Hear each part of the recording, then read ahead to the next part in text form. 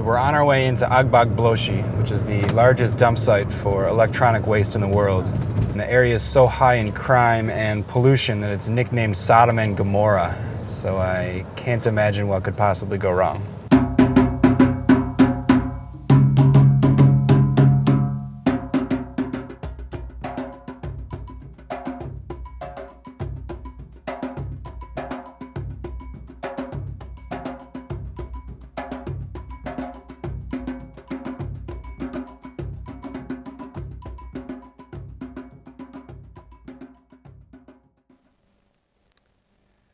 The small angel boy you see on the screen here was me in elementary school.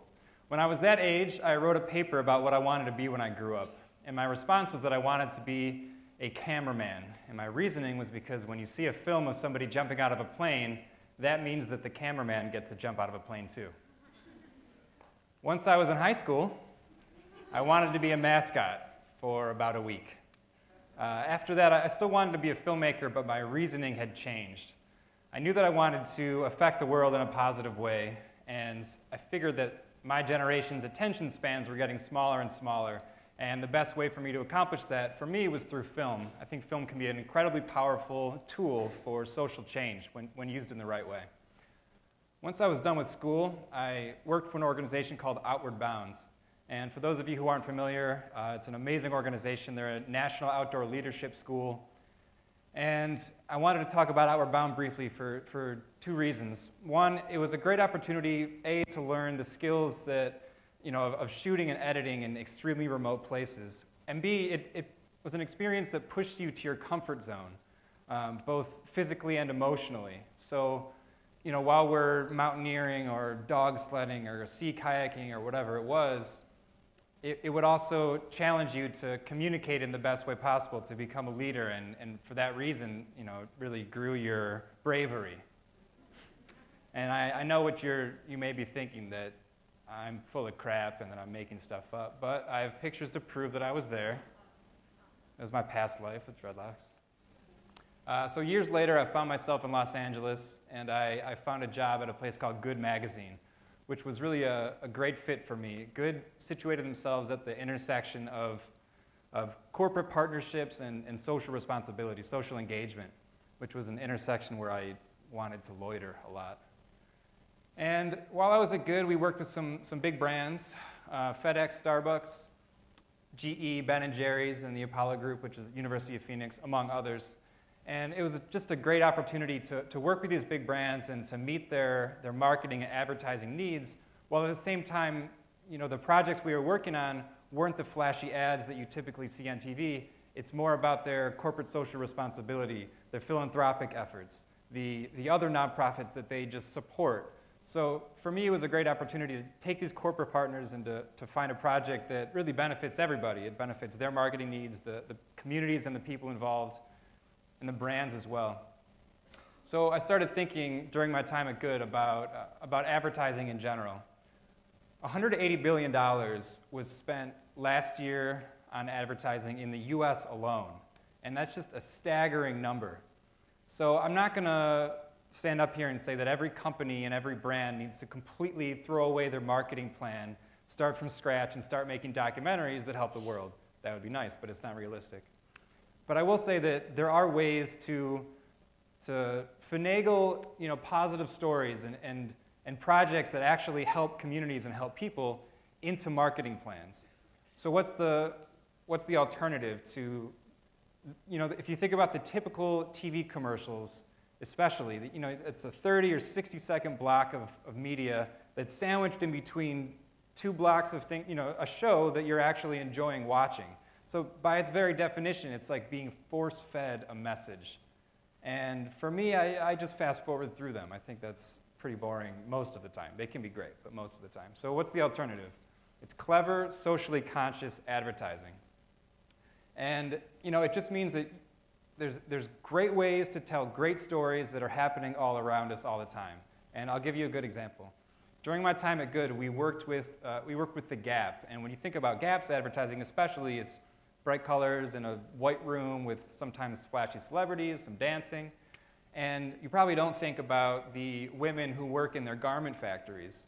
And we had this amazing opportunity to travel to Bangalore, India, and to actually get to see these factories firsthand. The reason why they were featuring this particular group of people is that they had started a program called PACE, which is now in more than 10 countries, 15,000 some women have participated in it. And essentially what it does is it's teaching them life skills and microeconomic skills, everything that is going to help them sort of better their situation in life. It's going to help them move up the ladder in terms of where they are in their workplace. Also teaches them how to save money so they can hopefully invest for the future. And it was an amazing opportunity for me to work with this bigger brand, but on a project that benefits more than just the brand. And that's why we had to come up with still a clever way to tell the story, but ultimately it was a true story.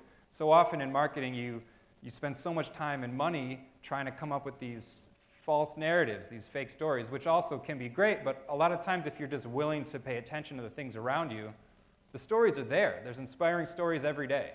We just have to be willing to turn those into our commercials, turn those into the projects that we're investing in terms of our advertising. And for those of you who don't believe I was there, I give it 2 thumbs up. So finally last year, a friend of mine named Max Joseph, who's a fellow director and also doing great things in this space, introduced me to a company called Gizmogle. Now, Gizmogle is an electronics recycling company. And for those of you who are like me, who might know very little about electronics recycling, which I knew basically nothing about before I began, I'll give you a quick summary of how everything works. So we get new gadgets all the time. We get computers, cell phones, whatever it is, and the old ones probably sit in your desk for a couple years, and then you're like, I got to get rid of this thing. So what do? You throw it in the trash or the recycling bin? No, you can't. First of all, because it's actually illegal, in the state of California at least. Second of all, because all electronics have extremely hazardous materials in them. I would tell you what they're called, but I forget the names of most of them. But essentially, they're very bad for us and for the environment. If they're in the garbage, they pollute the groundwater. There's all sorts of reasons why these things are actually fairly difficult to recycle in a responsible way. So what happens is there's donation centers and there's donation events where you're supposed to take the electronics. The problem is these are all third-party companies who take the goods and claim that they're recycling them properly, and they end up getting shipped overseas to places like China, India, and Africa, where the environmental regulations are much less strict. The numbers are a little hazy because the data is not perfect, but it's estimated that 5,000 to 10,000 shipping containers of these broken electronics are shipped overseas every year. It's in violation of international treaties. They find ways around it. It's a terrible situation. So that's just the number of shipping containers from the US. If you think about from Europe and from Asia, I mean, it's a staggering amount. So our task was to try to come up with a fun way to tell this story. It has to be clever. It has to be engaging. So we decided the best way to do this would be make it a first-person narrative. I don't know if you could tell by all the pictures of myself I put in the slides. I'm very self-centered. But I'm not used to being on camera, so that was actually like a huge challenge for me. But we worked through it, and we essentially decided, like I said, we could have come up with some story, a narrative about a little Jimmy who needed to get rid of his cell phone, but we thought the best way to do it was to be as honest as possible and say, I have these electronics, I don't know what to do with them. So here's me doing this research and learning where they go, and then I actually went and followed the trail of where electronics often go, and then that's how I found myself in Africa, in Ghana. So I'm in Agbogbloshi, which is a small area of Accra, and while you're filming, it's easy to get caught up in making sure the framing is perfect in the time of day, and making sure the action's right, making sure you're staying safe, and all those things it takes up a lot of your mental capacity while you're actually there. And it's not until I'm home that just the reality of the situation sinks in that, these are some of them 12, 13-year-old kids who are out there every day, and essentially what they're doing is you take the electronics, they take out everything that might be useful from inside, batteries, screens, anything that might be resold, and everything else they just burn because they're burning away the plastic and the rubber so they can get to the raw metal inside and scrap that for $2 or $3 a day. And all of those dangerous chemicals that I mentioned that are toxins, I should say, that are in the electronics are released when you burn them. So these are extremely dangerous fumes to breathe in for an adult, but for anyone who's still developing, it's so bad for their nervous systems and for their brains, and it's not like they don't know that. You know, the people who are living and working there know that it's bad for them, and they don't really have any other options. So it was an extremely emotional journey for me, but I had 4.5 days to film everything I needed to, tell their story as best I could, and get out of there in one piece. And all in all, I did it, you know, in terms of leaving in one piece at least. And I did my best to tell their story. And it was, in a lot of ways, it was a success. It got picked up by Gizmodo, by BuzzFeed, a few 100,000 views. And like I said before, I don't think that every company, every brand in the world should suddenly drop what they're doing and send people to Africa. You know, I think that, but I do think that there's little steps each of us can take, no matter where we are or what we do, that are little steps in the right direction in terms of this end goal. If you have a certain budget that you're going to spend on, you know, let's say Gizmodo wanted to get a billboard instead. With the amount of money they spent, they could have gotten maybe a billboard for a month or two in like a rural area, or they could have gotten 30 seconds of airtime on like a local news show, and maybe some people would have watched it and checked out the link. Instead, they got people to watch content that they created, a branded piece of content, and share it. You know, these are people who, just like us, who actually wanted this story to be spread because they thought it was important and worthwhile. And for me, you know, when you invest in media like that, it's not just forcing your brand name and your website and your logo on people. It's investing in a community and in a story. And I think that instead of maybe getting someone to click on your link or to go to your site, you're creating people who know that you're a company who's trying to do good things in the world. You're creating lifelong fans of your brand. So everyone's not going to suddenly change and adopt the strategy, but the more people who do, I think the world's going to be a better place for it. And it's not going to be easy, and it's going to take some balls. So here's the film, The Electronic Afterlife. Hello, I'm Alex. I'm a filmmaker with a beard. I like hiking with my dog, skateboarding, and I have way too many electronics. Sometimes those electronics die. Sometimes they break. And sometimes they get old and you just don't need them anymore. So I was really curious, where does this stuff actually go if you recycle it or throw it away? As it turns out, more than half of all electronic waste from the US is shipped to places like China, India, and Africa, where the environmental regulations are much less strict.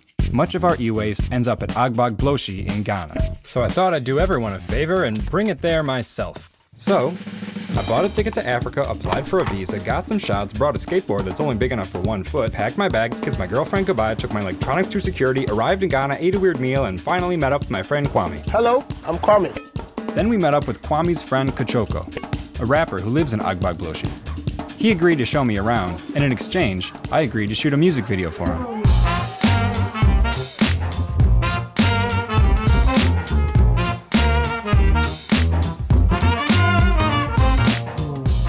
On our way into Agbogbloshie, which is the largest dump site for electronic waste in the world. And the area is so high in crime and pollution that it's nicknamed Sodom and Gomorrah. So I can't imagine what could possibly go wrong.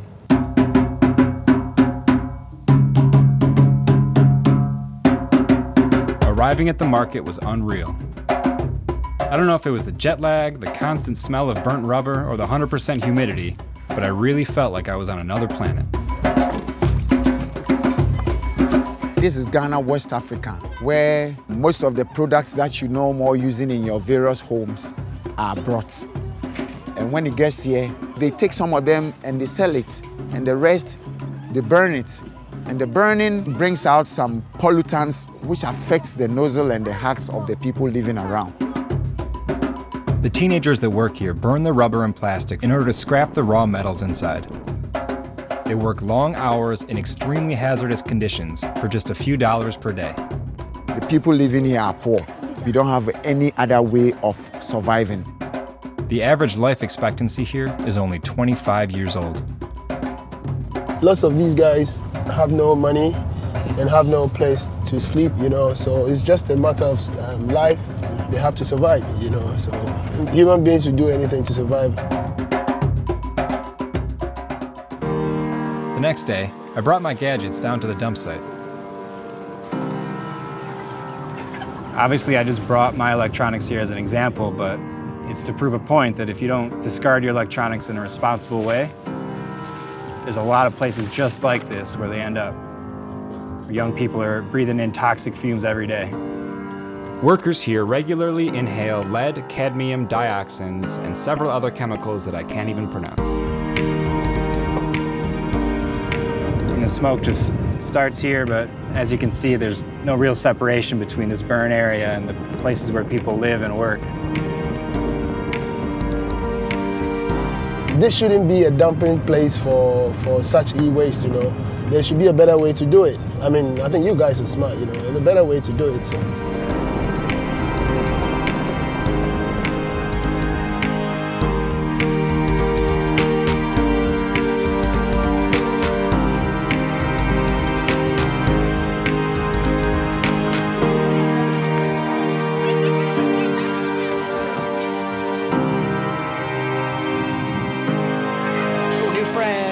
This mogo.com. This mogo.com. This mogo.com.